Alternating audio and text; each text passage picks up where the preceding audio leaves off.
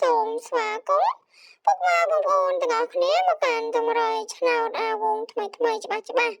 ហើយសម្រាប់ថ្ងៃនេះផងដែរក៏បានយកលេខពិសេសចំនួន3គ្រាប់យកមកធ្វើការចែកលេខជូនទៅកាន់ពុកម៉ែបងប្អូនក៏ដូចជាប្រិយមិត្តទាំងអស់គ្នាផងដែរហើយមុននឹងចូលទៅកាន់នៅវីដេអូសូមពុកម៉ែបងប្អូនកុំភ្លេចជួយ like Subscribe ម្នាក់មួយផងដែរដើម្បីទទួលបាន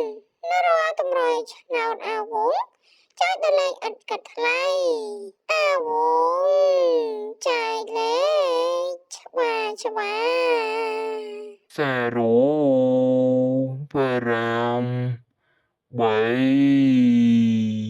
អាវងចែកលេខច្បាស់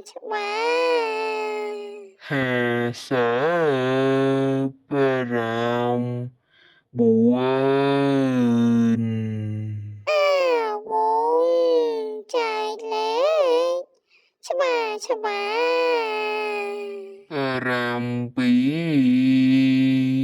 ចែកកអាវងចែកលេខច្បាស់ស្អែកចាំសួរ